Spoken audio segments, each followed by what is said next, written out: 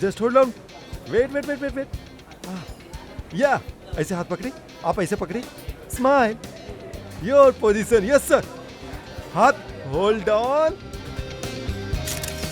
One more please, for safe side, hold on please, या हो गई सर। एक मिनट सर, आप लोग एक काम करिए, आप ऐसे इनका हाथ पकड़ी और आप यो के साइन करिए, yes, stand by, thank you, कितना अच्छा फोटोग्राफ आया, देखिए अच्छा बना। आप लोग कॉफी पी, हम अभी फोटो देता नहीं प्लीज। ना पहले हम फोटो खिंचवाए। अरे आप लोग लड़ी ना, सबको फोटोग्राफ मिली, अच्छा सा फोटोग्राफ, आप लोग बढ़िया सा पोज बनाई प्लीज, यस, स्माइल प्लीज। ओह थोड़ा आप ऐसे ना, ऐसे खड़ा हुई, आप ऐसे पकड़ी, आप इनका हाथ पकड़ी, आप भी इनका हाथ पकड़ी, yes, ready, smile, hold hold hold, one more please, आप अभी चेंज करी तनी, यस, बहुत बढ़िया, हाथ ऐसे ऐसे रखी, हाँ हाँ, स्माइल, थैंक यू। आप लोग स्नैक्स लिए, हम अभी ये फोटो देता नहीं, thank you sir.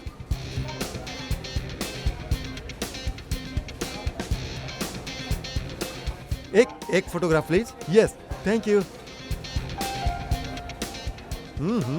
Sir smile करी सर। ये हाथ ऐसे पकड़ी, मैम आई प्लीज, आपके साथ ऐसे, आप नजदीक आई और आप भी प्लीज,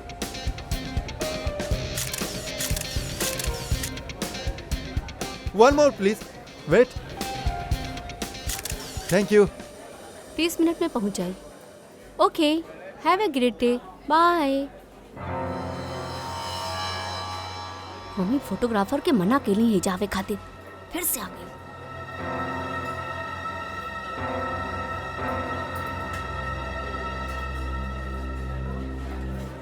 हाँ भाई, एगो ग्रुप आयल रहा, उनकर हो गल भाई। हाँ भाई, दूसरा ग्रुप भी आयल रहा, उनकर भी हो गल भाई। कि और भी आवे के रहल का? हमारा मतलब है कि हाँ, वाह, आपके और रोमियो की जोड़ी कमाल क्या मैम। मैम एगो फोटोग्राफ हो जाए, खाली 2 मिनट में फोटो हाजिर होके, only 50 rupees for one photograph. देखी स्माइल मैम, प्लीज आप हमार दिमाग मत खाई, हमके कोनो इंटरेस्ट नहीं खे। का मैडम जी, हम आपके दिमाग काहे खाए, बल्कि यहाँ खाए खातिर इतना कुछ बा, पेस्ट्री, बर्गर, केक, स्नैक्स, न जाने का। तो वही जाके खाई ना, हमार टाइम काहे वेस्ट करत आनी। प्लीज जाई आप यहाँ से। हेलो मैडम, रोमियो से इतना प्यार और हमरा से इतना नफरत। छोड़ी। अरे देखी, आप टेंशन मत लेना, हम आपके फोटोग्राफ फ्री में खींचब। हाँ, बाकी वो कॉफी और साथ में डिनर खाली हम रखा दे। ना चाहिए, कनी ना एक बार जा सके नहीं आप यहाँ से। कमाल करें नहीं आप भी।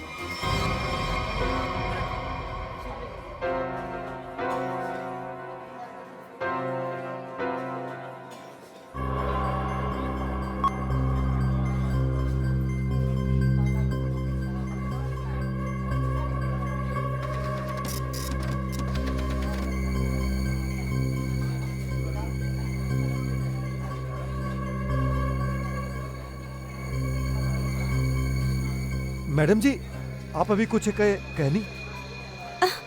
ना वो का बाना, हमारा खुद से बात करे क्या आदत बा। आप देखिए, आप झूठ बोलता नहीं, हम देख ले बानी, आप रोमियो से कुछ कहत रहनी। आप बताइए, आप का कहत रहनी है के? भला हम ही बेजुबान रोमियो से काहे कुछ कहब। और वैसे भी हम केहू से भी बात करी, आपके ऐसे का मतलब। आप हटिए यहाँ से। मैडम, आप कुछ कहनी है, आपके बताबे क्या हो कि आप का कहनी है के? ओके।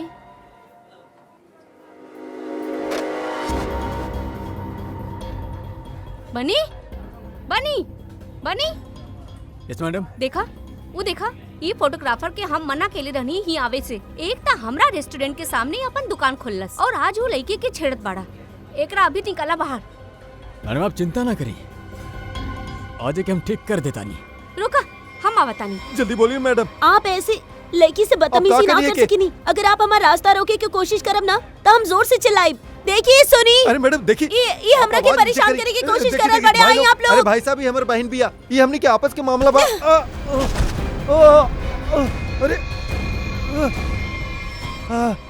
देखिए भाई साहब, हमारे कोनो गलती नहीं है, हमने के आपस के मामला बा और कोनो बात नहीं है। हाँ बहन जी, आप लोग जाइए, बस कोनो दिक्कत नहीं है। का बेटा वो लड़की तार कान में का कहत रहली? बेटा सच सच बोल दे ना तो भाई के बता दे, जल्दी बोल। ए दूर हटा, तोरा से बात कराता नहीं, दूर हटा, बोल ना तो बोल दू भाई से। दूर हटा ना तो अच्छा ना हो की। ए लफंगा, हमारे रेस्टोरेंट से अभी बाहर निकला। जल्दी बोला, वो लड़की तार कान में का कहली? तो से कितना बार कहले बानी कि यहाँ पर ना आइल करा। मारे के रखे वरना ही ना मनी है। आज तोरा के हम ना छोड़ब। हाँ, चला हमरा साथ। आज हम तोके ऐसे सबक सिखाइब कि तू तस्वीर का रोमियो के शक्ल भी भुला जाइब। बानी भाई गलती हो गई, अब ना कर वैसन। मैडम समझाई इनके, हम तो हमें ऐसी आवेले ऐसे ही बस का केकरा इजाजत से तू अपन दुकान खोल के यहाँ बैठल बाड़ा? हाँ सॉरी मैडम, हमरा एक बार माफ कर तू दे। होखे लगे। Sorry sorry. खून खून, अरे खून, अरे देखा खून खून। अरे अरे बड़ी पकड़े के रखे भाग रहल बाड़ा। ये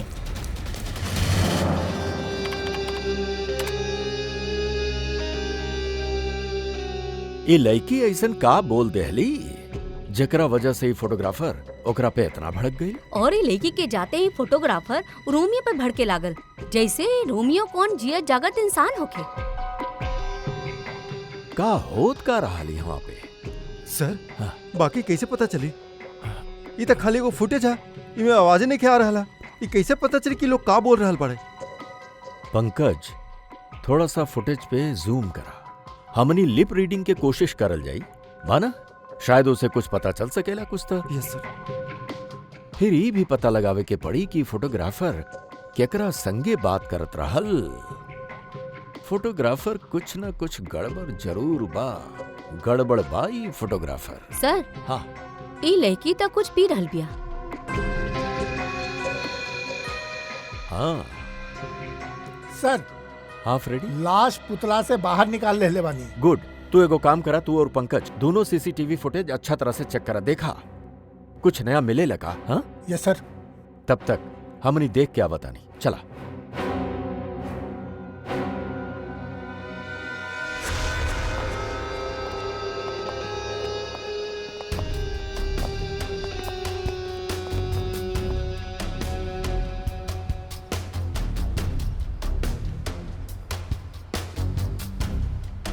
ये देखिए सर, ये वाला हाथ में और ये वाला हाथ में कुछ इंजेक्ट करल गई है।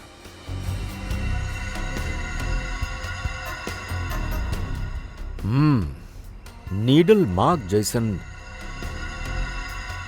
यहाँ पे भी बा, और ये देखा पूरा नीला हो गई बा।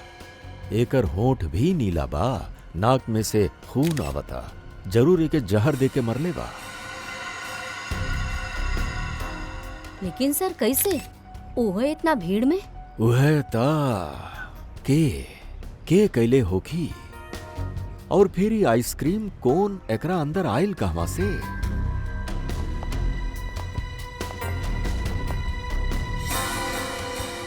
जाने लिए कि आप? नहीं के सर, तो फिर आपके रोमियो आइसक्रीम कोन में आयल कहवा से? हम भी हैरान बानी सर। देखी मैडम, सीसीटीवी फुटेज में हमने सब देख ले बानी। तब बेहतर यही होगी कि आप सच सच बता दी कि बाके हमके कुछ नहीं के पता। प्लीज हमारी यकीन करी। तो के कुछो नहीं के पता और बाहर वाला के सब पता बा। ई कैसे? के बाहर वाला साहब? वो है फोटोग्राफर जेके हमनी सीसीटीवी में देखले बानी, समझनी आप? योगेश, वो लफंगा सर। अब वो फोटोग्राफर लफंगा बन गईल? वो कैसे? सर वो एक नंबर के बदमाश है।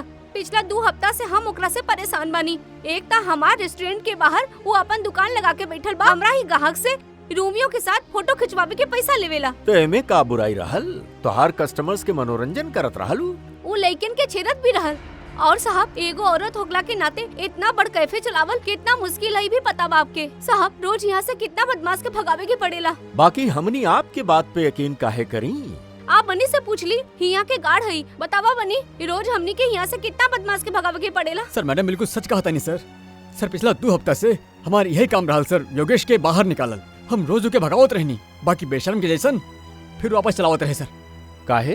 सर ओकरा के पैसा जे कमावे के रहल हमरा ही ग्राहक से।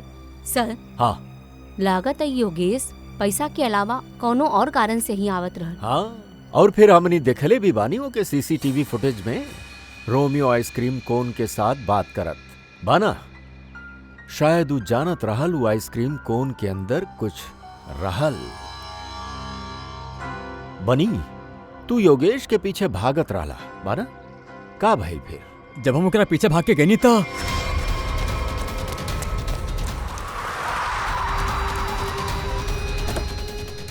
ये तू गाड़ी के बारे में कुछ बता सकेला? कौन सा रंग के गाड़ी रहल, का नंबर रहल, का मॉडल रहल? गाड़ी बहुत बड़ रहा और सर जीप जैसन। और हाँ सर, गाड़ी लाल रंग के रहे। बाकी सर नंबर शायद वो गाड़ी में न रहा। लाल रंग के गाड़ी, जीप जैसन। सर कहीं ये गाड़ी जेजे सीरीज के त न रहल, काहे कि लाल रंग के मॉडल खाली जेजे सीरीज में होखेला। लाल रंग के मॉडल जे सीरीज उहे ना, पुराना मॉडल जेके ई ऑटोमोबाइल डिजाइनर नया बना देवेला। यस सर। का नाम बा उ डिजाइनर के? सर राजू नाम है ओकर। राजू। सर वो एक्को मैकेनिक है जैसन गाड़ी बदल के ओकर मरम्मत करके ओके ना करेला।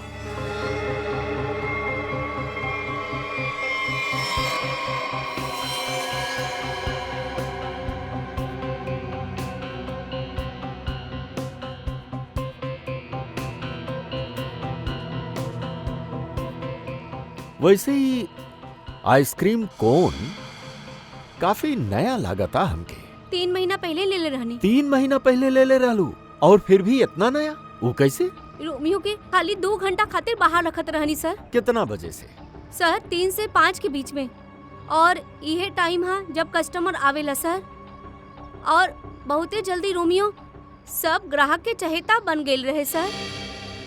कम समय में चहेता बन गईल रहे। वैसे रोमियो के पेट के अंदर काफी जगह बा कोनो इंसान के अंदर सोवे खातिर। ये देखिए सर, एकरा ई वाला हाथ में यहाँ पे ये छेद भी है। ई का बा?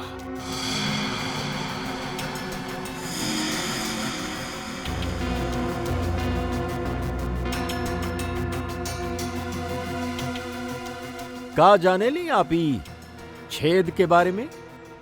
ना ना सर, हमारी यकीन करी, जब हम एके खरीदने रहनी तो एकरा अंदर खाली रुई और स्पंज भरल रहे। कुछो नहीं के पता।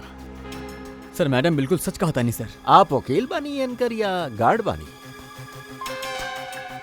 वैसे ही पपेट कहाँ से खरीद ले रानी? सर सुरेश पपेट वाला से। कहाँ पे बाई सुरेश पपेट वाला? चौराहे पे।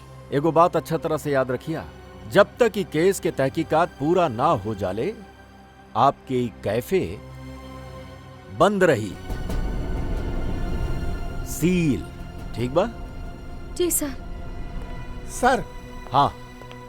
सीसीटीवी फुटेज में कुछ मिलल है।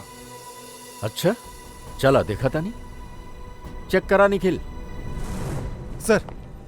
कुछ मिलल नया? हाँ सर, बहुत कुछ। का? एक तो सर ये मिल्क शेक यहाँ से न ले ली सर, कोनो जीजोस कॉर्नर से ले ली। और कुछ? और सर ये लड़की रोमियो से कुछ कहत रहल। रोमियो से? का? एकर वोट के मूवमेंट से ऐसा लागता कि ये कहत रहे आज रात ड्यूटी। ये देखिए सर।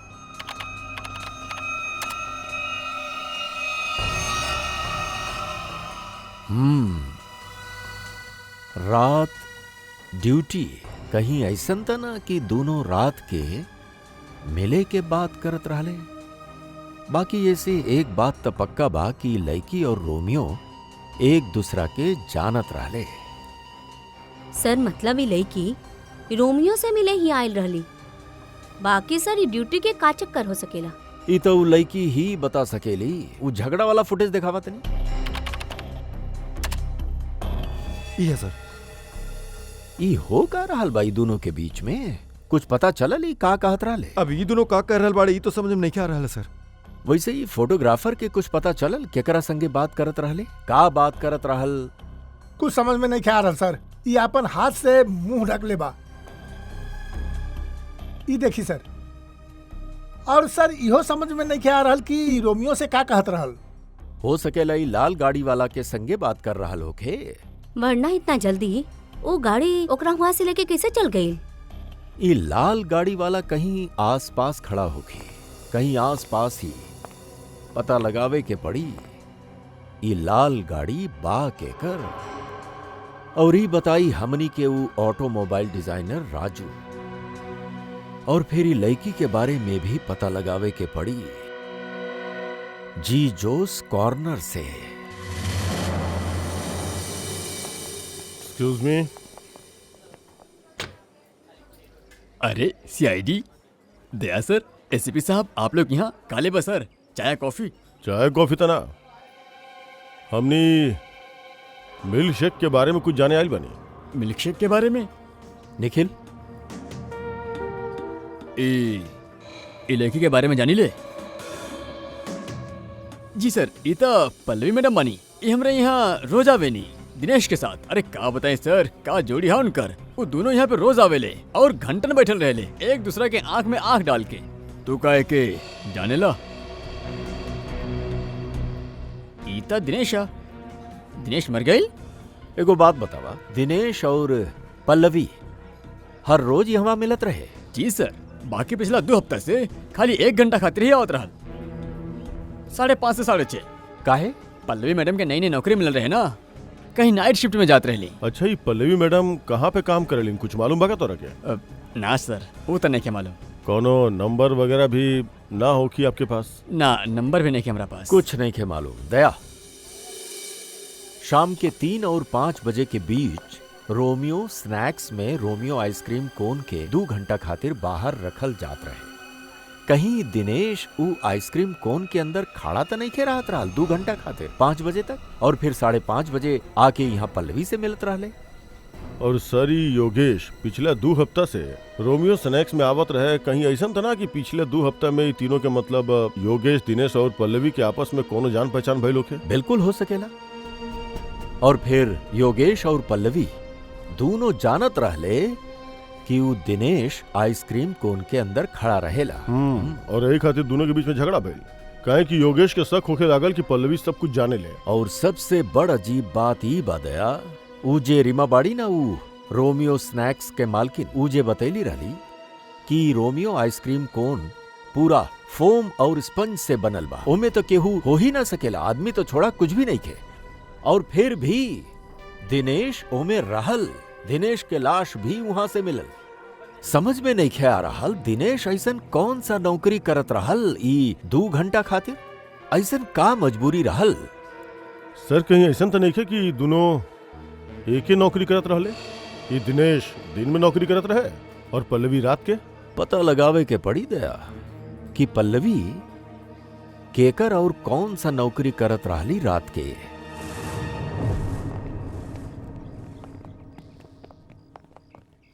राजू, अरे साहब, आप गाड़ी खराब हो गई का? हमनी के गाड़ी तो नहीं खराब भइल है, बाकी केहू के गाड़ी बंद करावे के है। अरे जे सीरीज के गाड़ी तू ही बनावेला ना? पहले बनावत रहनी, अब बनावेली ना, खाली मरम्मत करेनी। ओ कहा ना साहब, 10-10 हजार के हेडलाइट आवेले। काम पूरा भइला के बाद ना मजदूरी मिलेले और ना टाइम पे पैसा मिलेला। और हाँ साहब, आज एगो गाड़ी आयल रहे, वो पूरा पैसा देलस। मतलब डीजे सीरीज के गाड़ी यहाँ आयल रहे? जी। वो लाल कलर के गाड़ी रहल? जी साहब, वो कुछ हेडलाइट के प्रॉब्लम रहल। हम तो मना कैले रहनी साहब, बाकी वो पीछे ही पड़ गई हमरा। सर, कहीं योगेश तो नहीं खे? ई रहलू? हाँ, यही तो रहलू। एकरा साथ केहू और भी रहल? हाँ साहब, एगो ड्राइवर रहल। दिखे में कैसन रहल? साहब, हम ओकर चेहरा ना देखनी। गाड़ी के हेडलाइट बनावत रहला और ड्राइवर के देखला ही ना? साहब, हम सच कहता नहीं, बहुत ही अजीब ड्राइवर रहल। 1 मिनट भी गाड़ी से नहीं उतरल। गाड़ी के पूरा शीशा काला रहल। अब आप ही बताएं, केहू देखी तो कैसे देखी? अरे कुछ तो देखले होकबा भाई।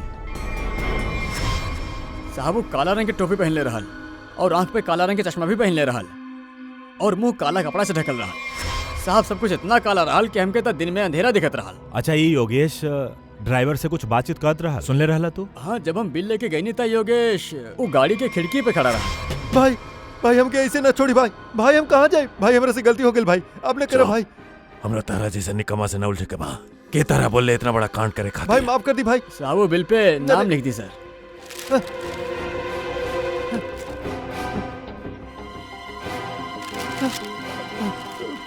इला भाई, भाई माफ कर दे भाई, हमरा मत छोड़ा भाई। बोली ना निकाल भाई।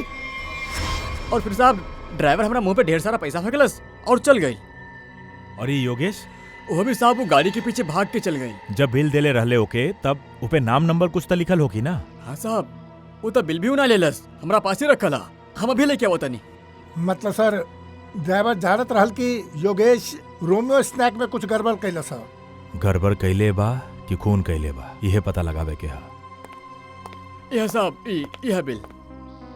अरे वाह सर, इमे तो नंबर है सर। अब तो हमने खोनी तक क्यों पहुंचाई? अरे नंबर लगा भाई 1143 6183278।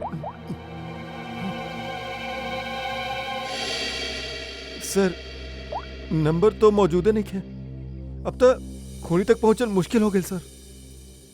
सर लगा था योगेश गलती से अपन सही नंबर भेजा लिख देलस और फिर ओकरा आधा पे छोड़कर और मिटा के नीचे गलत नंबर लिख देलस। अभी अधूरा नंबर से ही हमनी सही नंबर तक पहुंचल जाए। इ नंबर के आसपास जितना भी नंबर कॉम्बिनेशन में बनले बा ना, सब पे फोन करा और तब तक ट्राई करत रहा जब तक सही नंबर ना मिल जाए। और ये काम तू करबा पंकज। सर ले बेटा तो हार तो निकल गई सर। ठीक है, तू नहीं खे, तू दोनों करबा।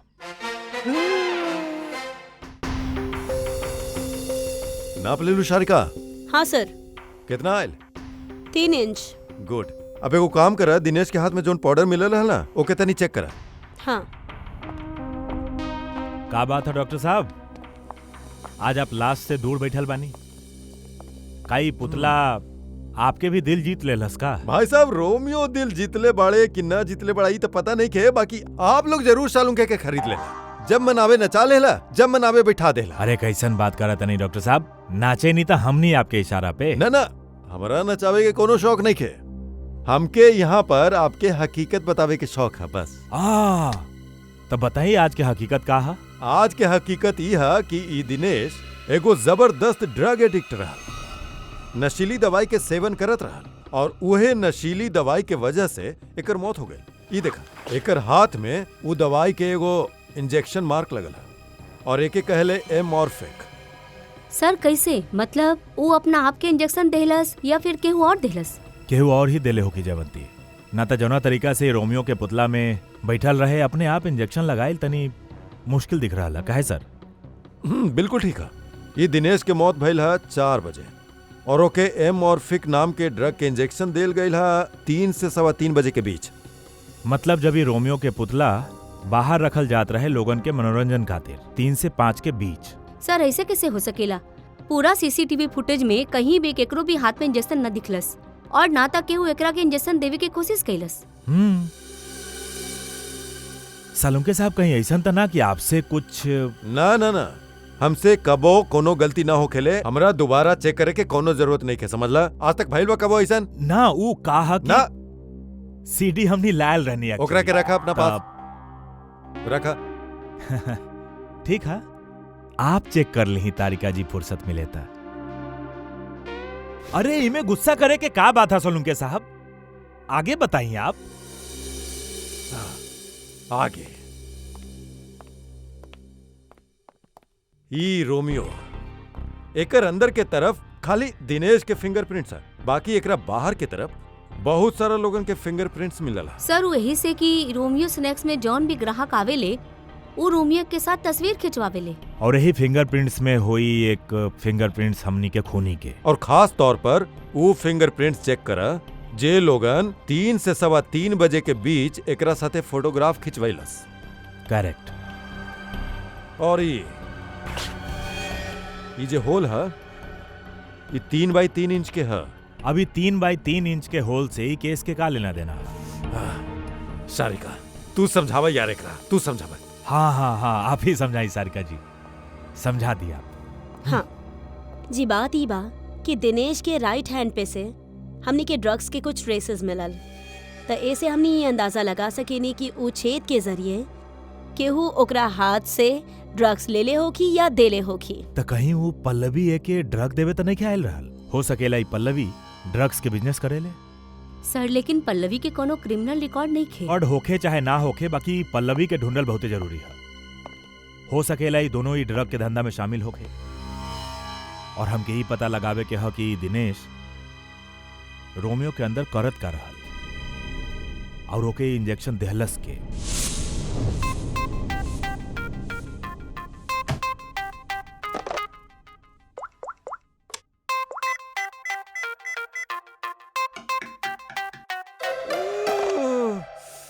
अरे यार कहाँ फंस गए नहीं आज हम।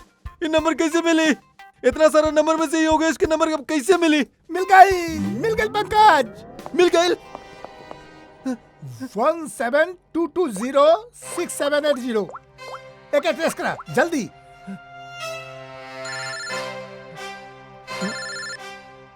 यहाँ पे एक केकर फोन बज रहा है। ये आपके फोन बज रहल बा।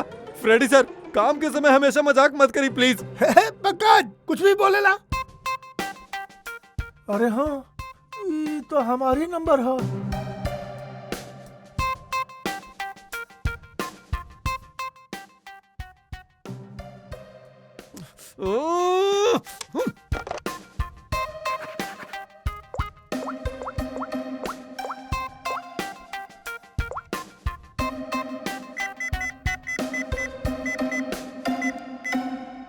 फोन उठाओ जल्दी। हाँ? उठा जल्दी से, फोन उठा। हमरा कहे फोन करे तारा? फ्रेडी सर का बात बा? आपके तबीयत तो ठीक बा ना? सर अगर हमनी के नंबर न मिला ना तो हमनी के नौकरी गई। पंकज अगर हमार नौकरी चल गई ना तो हमार वाइफ सबके कच्चा चबा जाई।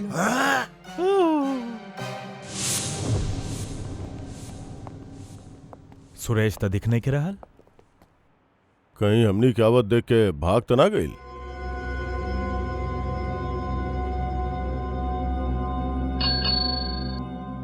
नमस्ते,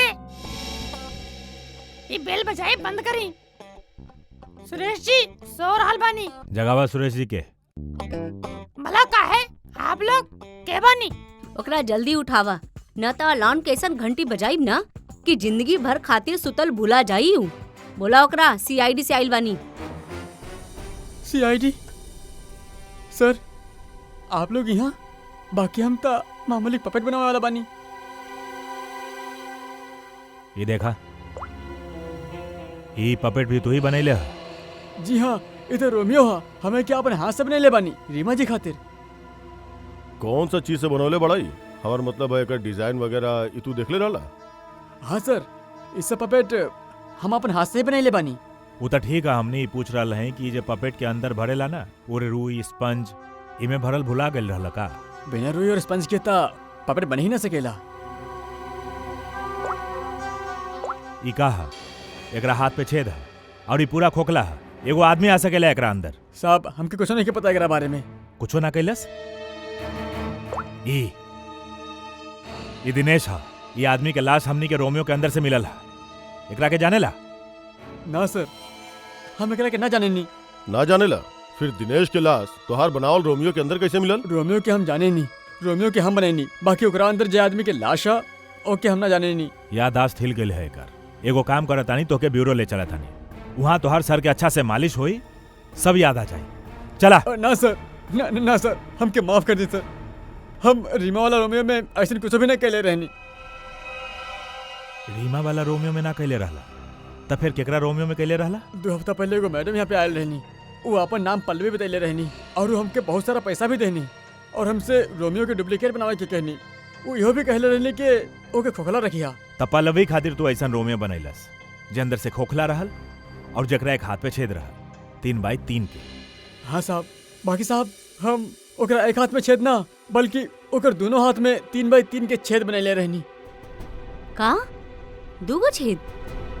मतलब तू 2 गोरे मुंह बना, एगो रीमा खातिर और एगो पल्लवी खातिर? हाँ साहब, अगर पल्लवी मैडम हमके एक्स्ट्रा पैसा ना देती तो हम ये काम कबो ना करती। साहब हमके माफ कर दी। हमके नहीं पता रहा साहब कि वो पपेट के वो लोग गलत इस्तेमाल करी। लगता है रीमा हमनी के पूरा बात नहीं के बतौले। ओ रोमियो वाला पपेट के वो कोनो लोकल दर्जी से खाली करैले होगी और एक हाथ पे 3x3 के छेद भी बनवा देलस। ड्रग्स के लेन देन खातिर। हमनी के ही दूसरका रोमियो के ढूंढे को की जोनी पल्लवी बनौले बिया। हेलो, पता चल गए? अच्छा, ना तब ठीक है गुड जॉब, वेरी गुड।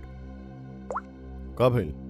वो राजू के गैराज से जो हमनी के गलत नंबर मिलल रहे ना, ओकरा कॉम्बिनेशन से सही नंबर के पता चल गया। योगेश के नंबर है। तब तो योगेश सीसीटीवी फुटेज में केकरा से बात करत रहे ओकर बारे में भी पता चल गेल हो की? ना, ओकर नंबर स्विच ऑफ है। बाकी वो कहाँ है पता चल गई है। कहाँ बा? HR में।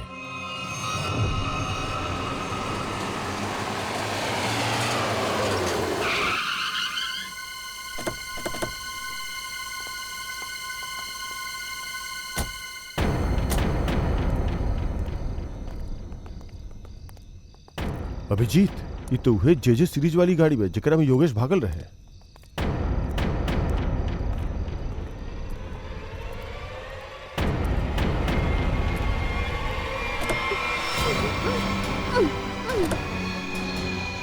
रीमा, रीमा घबराई मत, हम CID से बानी। आई, आराम से बाहर आवा। आप बाहर निकला। आवा, घबरावा मत, आराम से आवा, आराम से। रीमा, अरे सब पीछे बा, सब पीछे बा। लाश, लाश, लाश।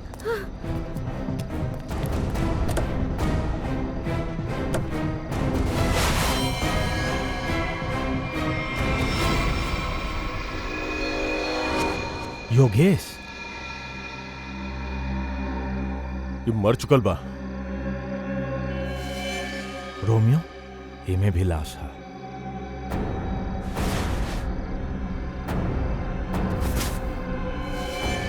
पल्लवी,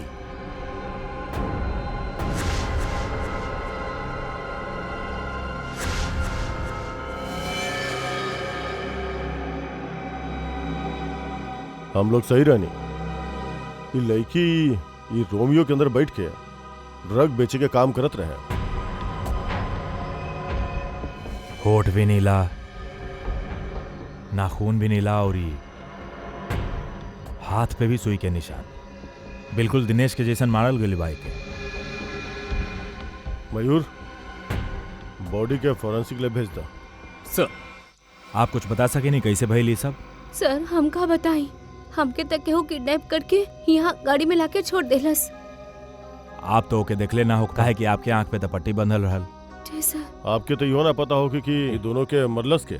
सर, जैसे ही गाड़ी यहाँ आकर रुकल, हम बाहर गोली चले की आवाज सुनने और पीछे गाड़ी के दरवाजा खोले की आवाज सुनने। फिर केहू भारी सामान रखले हुआ तो हमके लागल गोली चलल हा, एकर मतलब लाश ही होगी।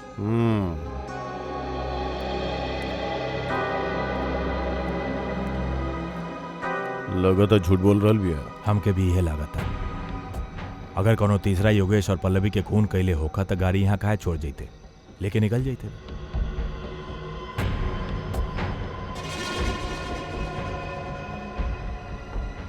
दया, खून खून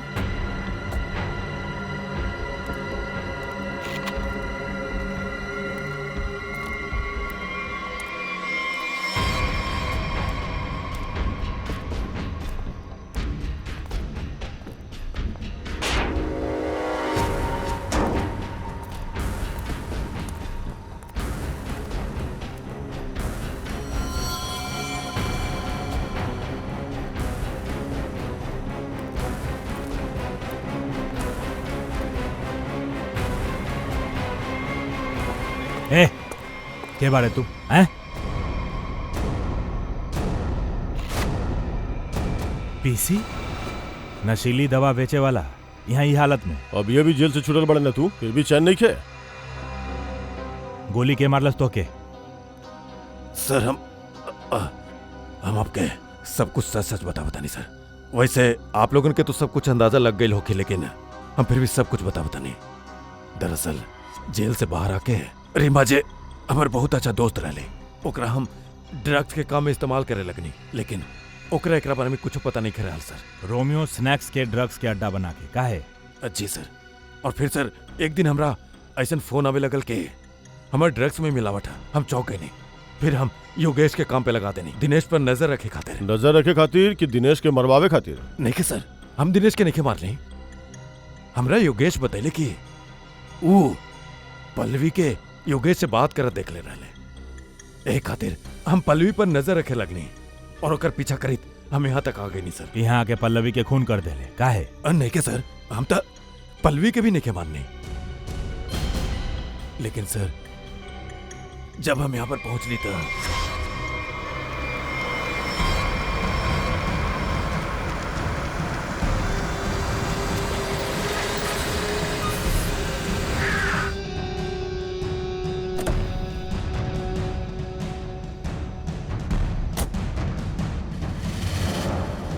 पल्लवी के ढूंढे गए नहीं और जब वहां पहुंचली तो देखनी कि हमर गाड़ी के बैक सीट पर रोमियो पड़ल बा।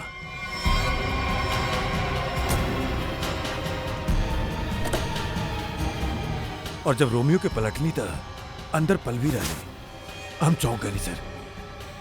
पल्लवी भाई भाई हमरा मत छोड़ी सर, भाई हमरा मत छोड़ी भाई, हम मर जाए भाई, हमर का होई भाई, प्लीज भाई अब ना होई भाई। तू हमारा हमर धंधा खातिर मुसीबत बन चुकल बाड़े। पल्लवी के तू मार ले बाड़े ना, तू ही मार ले ना। पल्लवी मर गेली ना ना, हम पल्लवी के ना मार ले। पता ना कैसे केहू हमरा ऊपर गोली चली ले और हम वहां पर गिर पड़ली। फिर आपके गाड़ी देख के हम यहाँ के छुप गए नहीं सर। गोली के चलैलस तोहरा पे? हम चले नहीं हाँ।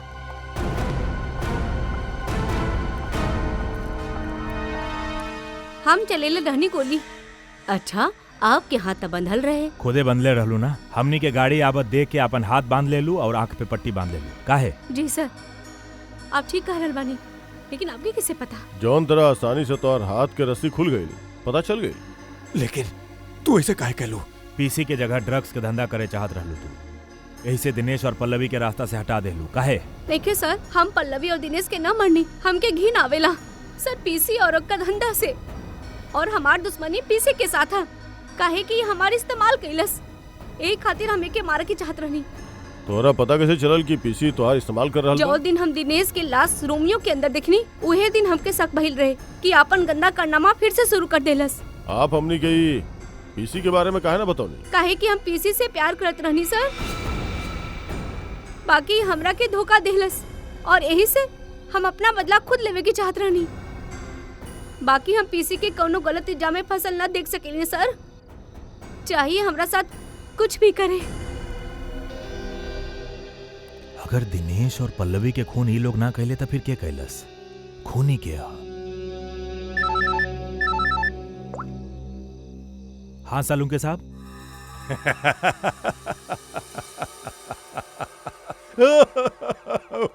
का भइल सर? का बताए सारिका, का भइल? सर आप कब से हंसी जा रहल बानी? ऐसन का देख लेनी आप जे ऐसे अरे हम हंसतानी? अभिजीत के उतरल चेहरा देख ले बानी, हम इमेजिन कर ले बानी आवेदा ओकर कैसे चेहरा उतरल दिखेला। मालूम रहा एक ना एक दिन सालुंके साहब पागल होइए जाए। सालुंके साहब हमने यहाँ आपके खातिर भाग के आई नहीं, यहाँ एक ना तीन खून भइल बा और आप हंस रहल बानी। का करी हंसी न तो का करी अब बतावा। हमरा बहुत हंसी आ रहल। तरह के कुछ हम बतावल चाहते नहीं। देखा दिखाई और तू लोग जो सीसीटीवी फुटेज के बात कर रहा ना, सही एकदम सही है। ये देखा यहाँ पर वाटर मार्क भी है, रोमियो राइट।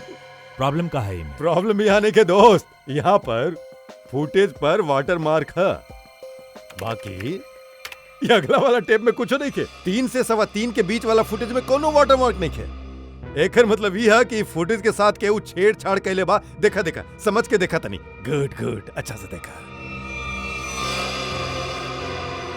फुटेज तो बदल देहल गइल। हाँ फुटेज तो बदल दियल गइल।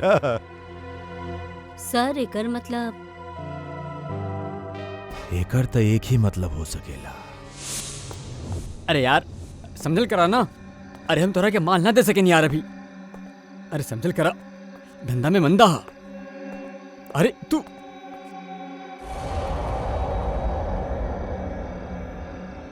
यूं क्या? सुना, हम तो से बाद में बात कराता नहीं।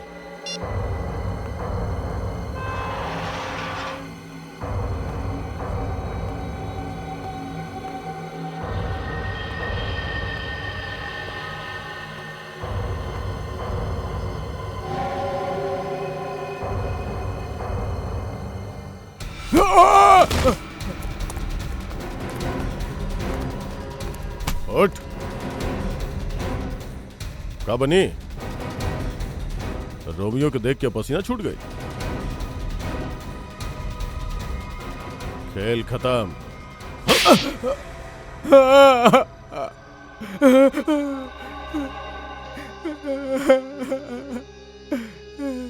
सर 3 महीना पहले यहाँ नौकरी ज्वाइन करनी तब हमके शक हो गए रहे कि यहाँ जरूर कोनो घोटाला। एक दिन जब हम रोमियो के रेस्टोरेंट के बाहर रखवावत रहनी उस दिन हमके लागल कि रोमियो सच में बहुत भारी है। उस दिन से हम रोमियो पे नजर रखे के शुरू कर देनी और हमारा शक सच हो गई। रोमियो के जरिए यहाँ ड्रग्स के धंधा होत रहा और उनके बाद में यह मालूम भाई कि रीमा मैडम के एकरा बारे में बिल्कुल भनक नहीं खे। तो हम सोचनी कि पैसा कमाए के इससे अच्छा मौका नहीं खे। एक दिन हम स्टोर रूम के बाहर दिनेश के रोमियो के अंदर से निकलत देखनी। ए बतावा केकरा खातिर काम करेला तू? और दिनेश से पता चलल कि वो पीसी खातिर काम करत रहे, ग्राहकन के ड्रग्स पहुंचावे के काम करत रहे। और फिर तू ओकरा के अपना खातिर भी काम करे के कहला बाना? हाँ सर, बाकी दिनेश पहले हमके अपन दोस्त पल्लवी से बात करे खातिर कहलस। ये ली बात करी।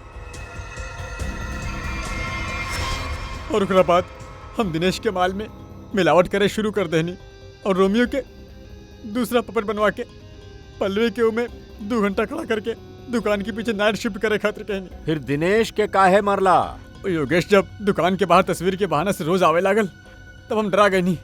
हमके लागल के हमरा मिलावट के बारे में पीसी के पता चल गई ला। ऐसे हम दिनेश के मार देनी और सब सीसीटीवी फुटेज बदल देनी। और पल्लवी ओकरा के कैसे मरला? हमके पता चल गई रहे कि पीसी पल्लवी पे नजर रख रहा। हम पल्लवी के चौकन्ना रहे खातिर कहनी। ओकरा बाद पल्लवी के HR मिल्स में बुलाईनी, वो अकेले। और हमके मालूम रहे कि पीसी वहाँ पे जरूर आई। बाकी उससे पहले हम वहाँ पहुँच गए नहीं और पल्लवी के मार देनी और पल्लवी की लाश के पीसी के ही गाड़ी में डाल देनी ताकि शक पीसी पे होके। वाह रे वाह, सिक्योरिटी गार्ड! तू तो सिक्योरिटी गार्ड रहला, रक्षा करे वाला। बाकी का कैला तू? खून पे खून कैला, 3 खून। अगर फांसी से भी कड़ा सजा होखत ना तो ऊ तोहरा खातिर कम होखत। अब बैठ के सड़िया जेल के सलाखन के पीछे फांसी के ऑर्डर आवे तक।